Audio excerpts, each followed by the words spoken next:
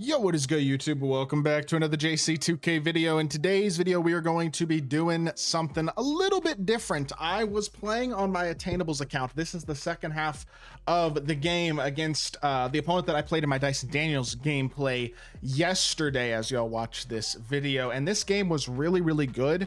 Not only that, the person that I played is one of the sweatiest players on Xbox. He is fully legit, just grinding the game. And if you look at right here, he is number 37 on Xbox right now and 52-9 in tier 1 showdown without any sort of boosting or anything like that, shooting a lot of threes. I mean, this guy is a good player. It's hard to do that, especially without any sort of boosting, and this guy's good. I mean, he's a very solid player. He's given a lot of good players on streams and King of the Court like very good games and beaten some sweats and stuff. So this was a very competitive game against, I'd say, one of the better showdown players on Xbox, and I wanted to demonstrate the second half and talk about it because I'm getting back into competitive for a lot of y'all who may or may not know. And I am trying to get better myself, trying to critique my own mistakes. And I think watching a game like this, that is a really good, close game, comes down to the wire, is a good way to kind of look at what I did well, what I could do better, and hopefully help y'all improve your game as well in learning different things to do and stuff. So with that being said, we are going to hop into this and we are going to basically be critiquing this entire second half. Remember, I'm using my attainables team, so I am at a bit of a team disadvantage overall. The first half was Dyson Daniels gameplay, which is part of the reason we were down by 6, but this winds up being a very competitive game and kind of a game where I had to battle, and I'll explain why. I certainly didn't play great. This was awesome offense, by the way. Really good job of him by going through, and I want to go back almost. I can't just quick go back, but I double team here, baited Lamelo really well with Dikembe, and he throws the only pass that's open to Ewing and then dots the corner perfectly. I mean, really good ball movement by him. That's just quality offense. Honestly, wasn't bad defense, maybe a little bit aggressive late in the possession, but to be honest, this guy's a really good shot creator. I was having a tough time getting stops for a lot of this game, and so I was kind of like, I gotta try things, and that's why I double teamed. That was a little bit of a force, and unfortunately it turns into transition offense here. Dikembe just is not fast enough to stick with Lamelo. That's a card that, as much as I like him, he's not elite enough at this point in the year, especially not fully badged, which my Dikembe is not really badged with any extra legend badges or anything. He's just laterally not quite going to keep up with the Lamelo, but really nice use of the escape right there by Clay, knowing he's going a little bit under with Lamelo, and we knock down a 3, which keeps us in touch, which that's the thing about games, like playing against a good player like this, when you go in a little bit of a hole, I'm down 12, it's like, it's easy to kind of just become discouraged and give up and start playing stupid. That's where you get blown out. You know what I mean? You got to be as focused and as intentional as you can be. I X switched Mikhail onto Lamelo and honestly picked that up okay. That's tough. I feel like defensively, that was actually a pretty good possession, but Dikembe just isn't quite able to get and stay in front of Ewing. I didn't even jump, did I? Yeah, he hits the pop. I didn't jump. Dikembe's just slow compared to Ewing. He uses defox really well. Dunks it over Cedric Maxwell. Is not quite in position enough to prevent that stick dunk. And again, that's just good offense. I wouldn't say it's bad defense, but it's good quality offense. And I do think team certainly hurts a little bit. And it's something that I'm not going to sit here and act like doesn't play a factor, because I know people get frustrated because it's like, I feel like I'm as good as my opponent, but their team's better than me and I lose. And like, I understand that. Like, I don't have defox crossover on Klay Thompson. He's got that slower, uglier crossover, which makes it easier for him to get blocked from behind. Luckily, he doesn't get blocked there, but like, yes, you're playing at a skill disadvantage, or not, a team disadvantage at times when your cards aren't quite as complete as your opponents, where he's got GOAT cards and more 100 overalls and better invincibles and stuff. And like, that is part of the game at the end of the day, but you can still overcome it, especially if you still have a solid team. Again, not bad defense there at all. And honestly, I don't hate that defensive possession, even though it winds up being a bucket for him. He uses some step back, Clay slides. Honestly, like, did I do something wrong defensively, or let's just see. Clay CPU touches the screen. It's gonna happen. You know what I mean? I'm trying to prevent the slip. He just gets sucked into the screen by probably legend brick wall on Patrick Ewing.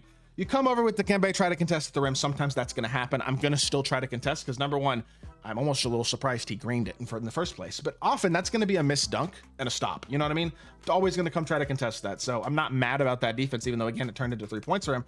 And that's annoying. People get frustrated by that. It's like, I don't feel like I did anything wrong in that possession and I gave up 3 points. That's going to happen all the time.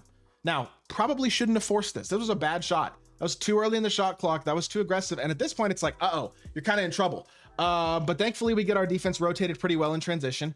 He again kind of forces himself, which is a little bit early of a shot there. And Clay shoots with confidence in transition using that Sexton upper, confident shot with an elite jumper, and he knocks it down, which is a big shot for Clay and cuts it back to 9 instead of what could have been 15 there just a second ago. And again, you just keep in touch, trying to be smart, trying to be consistent. We get a stop. He forces a bad shot. Unfortunately, it doesn't wind up being a stop. Again, it's going to happen. You know what I mean? You play good defense, you don't get the stop. Okay.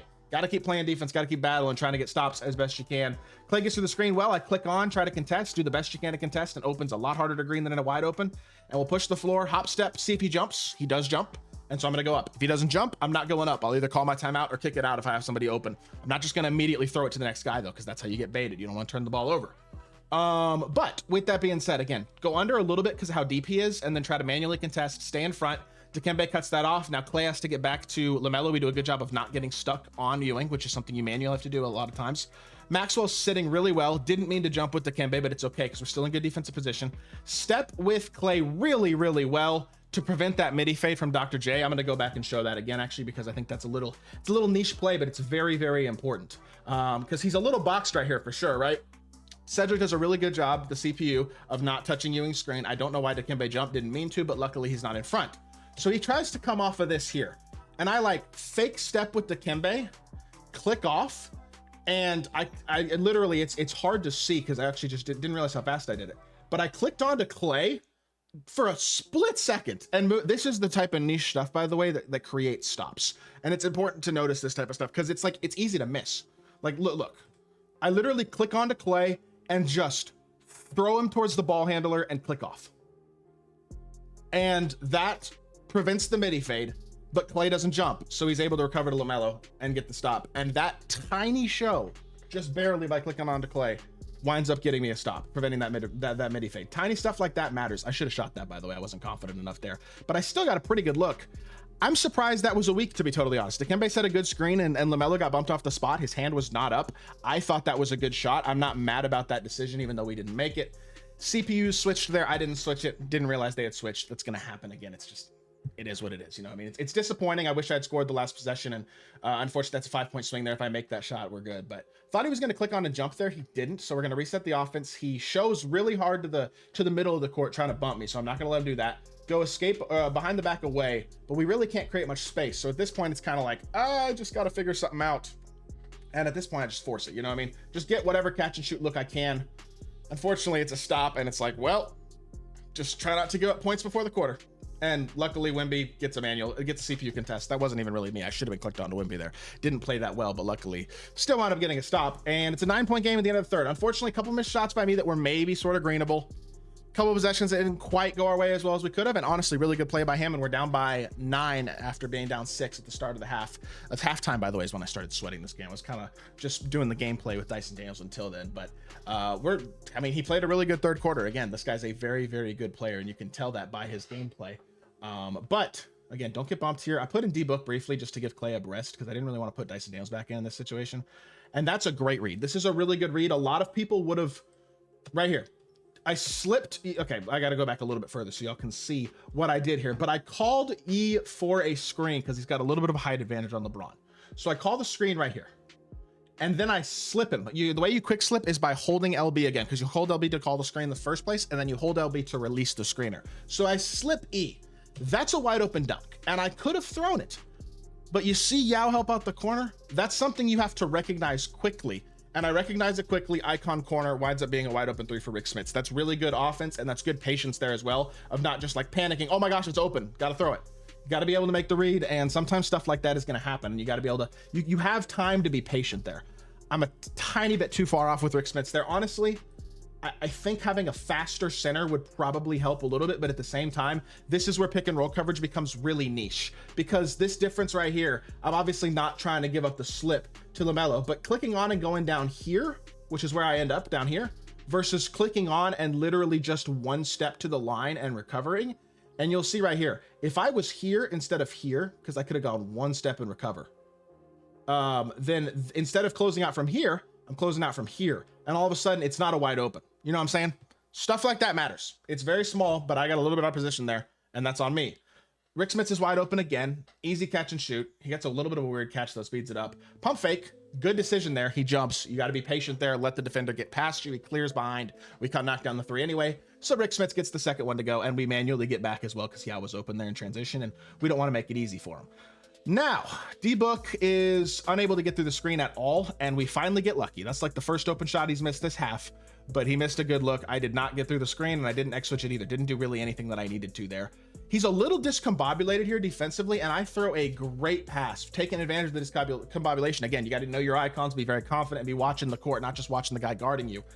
That's a bad miss shot though. This is a costly miss, you know what I mean? Because this is a great read. You see that Ewing is not back in transition, although he's guarding Big Z, right? So I pass fake and he throws LeBron out of the play. And now he like reaches with Patrick Ewing to try to reach towards the corner. And then he clicks on LeBron to try to cover Big Z because he reached out of position with Patrick. And he's just trying to rotate his mistakes. But if you're paying attention to the mistakes, he's over rotating and it leads to an open 3. Missing that is really unfortunate. Like that's a shot that you really need to take advantage of, wide open with a really good shooter with a really good jumper. That one hurts, but at the end of the day, there's only so much you can do, right? So now I was considering subbing Clay back in, but I just decided to leave Booker in back here for the next couple of possessions because Clay's only at 84 stamina, so I wanted to give him like literally like less than a minute more to potentially sub. Booker does a good job. I honestly like that defense. He greens a strong. I don't know what to tell you, you know what I mean? It actually went back. It went back further than I thought it was going to, actually. I don't feel like this was bad defense, but if I'm critiquing what I could have done better, I'm clicked onto Booker here. I clicked onto Smits to play the slip to Yao because I don't want him to slip behind, but he's also, I don't need to do that. Smits is here. The difference between here and here doesn't matter. You know what I mean? In fact, I can't show it the pop if I'm dropping, but I dropped. I clicked onto E to show it B-Roy because Booker didn't get through, which is, that's a good decision by me to click onto E. And I'm showing it his body, trying to get him to pass this ball. This is a really confident shot because this is not bad defense at all. And if I go hands up with E, that's a contest. I thought he was going to kick it to the corner. Booker actually did get a contest. I feel like that was pretty good defense and just a very small window confident shot that he's lucky to be able to knock down. Like those contestants are, it's skill, but it's also luck to a certain extent. That was a force, but we do have a big size advantage there. I honestly thought what was going to happen here, and if I'd waited a little bit longer, maybe it would have, but I thought he was going to go back to the corner with Ewing and that Yao was going to drop back onto Smits. And I just didn't wait long enough. I would have had Big Z for the 3, but thankfully, because Ewing and Yao both contested me, Big Z's by far the tallest person there to get a rebound. He gets the offensive board, gets the free board. So it worked out perfectly anyway. And we get a 3. And honestly, I don't think that was a terrible shot anyway because of where the bigs were. So it's like, gives you opportunity for a free board regardless.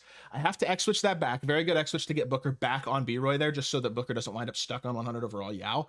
So we took advantage of our opportunity to do that. Play pretty good defense there. 10 seconds left. He calls a timeout. And this dude, he's a good player. Like I said, he was definitely giving me his best too. Y'all will see. He pauses me here in a second. But that's one of the things that I think I have to be ready for. And it's honestly probably good for me trying to return to competitive. I think people will sweat me and give me their best if they recognize my name. And most of the good players are the ones who probably will recognize my name, and they're going to sweat me. And like, that's going to give you games against a very good player who is trying their hardest. And it's a good opportunity to try to get better. And that's what I'm trying to do right now, because I know I'm not good enough to beat the best of the best with any consistency right now. But I'm trying my best to get as good as I possibly can. And games like this are a very important tool to try to do that. So again, gotta just, I don't know what he was looking for. Maybe a backdoor. I don't know what this decision was. That was the weirdest possession of the game for him by far. He had 10 seconds. He could have called a pick and roll and tried to run some offense, and he just held the ball and then forced. I don't know what that was. That was like the worst possession he had all game. He thought I was going to shoot that when I stopped there. Do a really good job again, patiently offensively, but and this is a killer here because this really should have been a wide open 3. It still winds up being a wide open 3, which for Clay, which is good, but E needed to not spot up in the corner in the first place, or not spot up inside the line. He was a wide open 3, so it would have saved some time there, and it should have been a wide open, easier 3 anyway. But we do a good job patience-wise of getting a stop. And I don't know. Y'all tell me what I needed to do better on this possession. Let's see. Let's watch it. I click onto Clay. I do a good job. I didn't stick on him with the screen, so he touched the screen. I get it, but I click back onto him. I icon properly and I jump with Y. I don't really know what you want from me. A tight contest with a minute 42. That's now a strong and a tight that he has made here in the fourth quarter with Brandon Roy. Sometimes that stuff happens, man, and it's really unfortunate when it does, but it's frustrating. And then I miss open, and I guess it was a little bit contested, but I don't know. I just didn't make my contested shots and he did, and he's pausing me. That's the indicator of like, he knows who he's sweating. And now we're down 9. So it's kind of like, yeah, well, game feels like it's probably over. Game especially feels like it's over now. I thought Clay was up the court. That's on me. I don't even really know how to explain that, to be honest. I think that's my mistake. Just did not put myself in the right position to succeed there with Clay, I guess. Didn't wait long enough and just, I thought he was up the court and I assumed, and you know what assuming does, makes an ass out of you and me, pause. But that kind of kills us, man. Like at the end of the day, that's kind of the game. We do get through, we get another decent contest. That one's somehow wide open. I thought that was okay defense, but he finally misses. And we're being very patient here. We get a wide open 3 with E. This time we actually do and knock it down. And it's a 6-point game. So again, trying to be resilient despite the frustration of a couple of contested shots going in and then a couple of mistakes by me. That backcourt violation that I allowed was bad, and I just haven't made my contested shots. And he hits another semi-contested one. Again, like I don't think my pick and roll defense was good enough. If I'm gonna critique something that I needed to do better in this game, it's the click-offs to guard the slip. Because here's the thing, people are going to play different strategies of offense. This guy's strategy is heavy 3 hunting because he's a very good dribbler, and it makes sense. But that's where I need to do a better job of staying on ball, number 1, with my guard, because it's going to lead to a shot like this. And I did get a little bit of a contest late, but it's a good shot. It's open. It's good offense by him. And number 2, providing more help with my big. I need to play higher with my big and make him show that he's willing to take 2s, because I gave up too many 3-point opportunities here off the dribble. And that's another one right there. That one, I mean, he's made a couple of contested ones, right, on pretty good defense, but that's a good shot and that's quality offense. Like you can't criticize that at all. And that's annoying, but it's the truth. So E misses the dunk, and at this point, it's like, well, the game's over. Gets blocked by Braun. That's bad luck, yes, but it kind of is what it is. And he's just holding the ball now, which is smart. It's a 9-point game. Don't click off the video yet, though, because this gets really interesting. Y'all will see what I mean. But just do the best we can to play good defense. Smits finally contests. He's 7-4, and we jump. I manually jumped there. I didn't just try to contest my right stick. I just actually jumped. And we got Clay. He's wide open, but now my opponent isn't playing. And I'm like, okay, is he playing? Oh, no, he comes to play. And then he clicks on to B-Roy and reaches himself out of the play for no reason. I'm like, I guess I'll just take my dunk. I don't know. The game's kind of over, right? But maybe not. B-Roy or Rudy Gay gets the dunk, and all of a sudden, with 16 seconds left, it's like, hold on, we kind of have a chance now. Not really, but we're down 6. We're getting and 1, and it's at least like might as well keep playing at this point, right? So I send a double team, and I rotate really well to it. I don't know if this was my fault. Like, did I reach too early? Was I just a little bit too far up the court? Like, should I have been a little bit lower? I guess I should have. I thought I played that really well. Pass goes right over my head. Wide open 3. Oh, but he missed. Hold on. That's why you never shoot it. Wide open catch and shoot. Pump fake. He flies by. That's a blinder shot because he jumped, and it's an open, and we knock it down. And all of a sudden, it is a 3-point game with 3 seconds left. We foul. Want to play the inbound pass right here. I'm trying my best to play this inbounds fast with E. I mean, if he throws it to B-Roy and I reach and I don't animate, and I don't think I was going to get the steal anyway.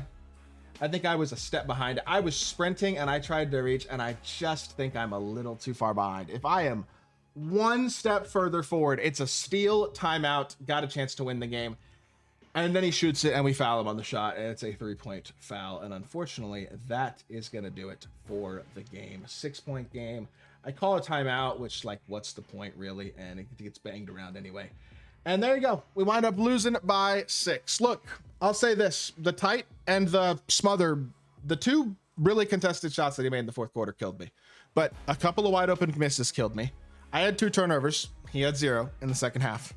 And so again, I think there are a couple of areas that I could have played slightly better, but that's how it goes. And the small mistakes and the certain things that I didn't do quite right in terms of contesting the 3 hunting and stuff like that and playing a little bit higher and forcing him to take more 2s, it winds up hurting you a little bit. You know what I mean? And I played an even second half with him. I was happy with that. We're down 6.5. It wasn't a bad half by any means. But it's one of those things where I think there's, again, things to learn and things to get better at. And in order to try to be one of the best players in the world again next year, those are the things that I'm going to have to continue to work to get better at. And it's going to take some time. And it really doesn't start in earnest truly until 2K26. But I am planning on taking it seriously. It's funny because I got a couple comments yesterday of people like, you're nowhere near good enough to play competitive. Like people like laughing at me saying that. It's like, I don't know. I used to be. 2K22. Final Four 250K, won a ton of tournaments. I was one of the best few players in the world. I truly believe that. So I'm going to try my best to get that back. We will see what happens. Either way, this was a fun competitive game and a really good competitive second half. Opponent was a good player, no doubt about it.